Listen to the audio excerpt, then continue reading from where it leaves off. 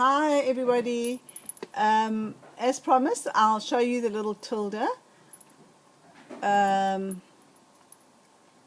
This is made by Magnolia, a company called Magnolia. I think they're Swedish or Danish, I'm not sure. I don't own any of these stamps.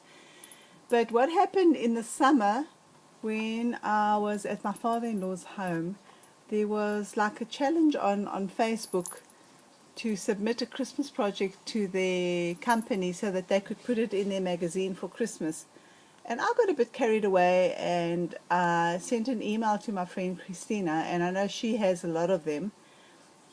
And I asked her if she could stamp an image and send it to me so that I could make a project. And Christina very kindly did so. She stamped a couple of images, and then she asked me if I had Christmas paper. I was just going to use what I could find, and I didn't even have Christmas paper with me because I didn't take any, because I had packed some things for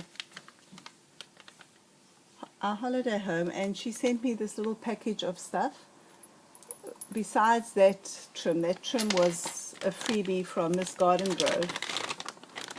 I did an order from her. So Christina sent me these things, and she stamped quite a lot of Tildas. She had, where's Edwin? Oh, she had Edwin in the package too. And then she put some acorns, and she sent me a couple of Christmas papers too, and she's such a honey. So she put them in an envelope, and I did a video of them. There's some of the papers. And the stuff arrived, and then I thought, hell, you know, what am I going to send this thing for? I don't have any of the Tildas, so it's like not worth it. So I decided to make 2 matchboxes anyway, and I gave the other one to Christina, who sent me all the stuff. And I didn't video it. I gave it to her on Saturday when I saw her. So she's got Edwin. When I'd seen her previously, I asked her to choose, and she couldn't choose. So I just wrote S and T, and I said Tilda and Edwin, and let her choose S or T, and she chose Edwin. So I never had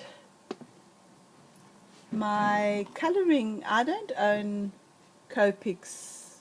I have about 6 Copics and Pro markers. I don't have a lot, so I didn't have that.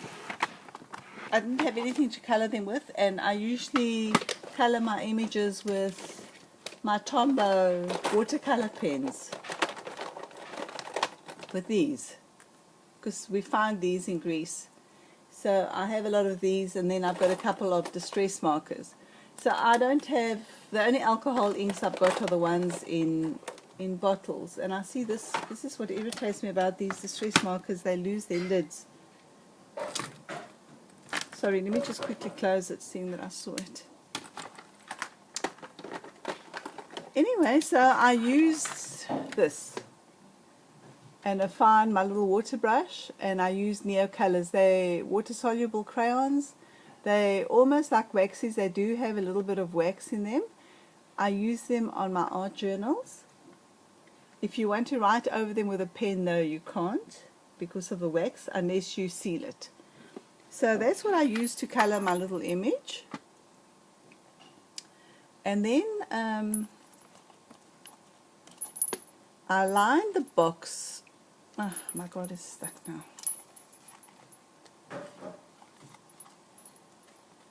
Here we go. I lined the inside of the box.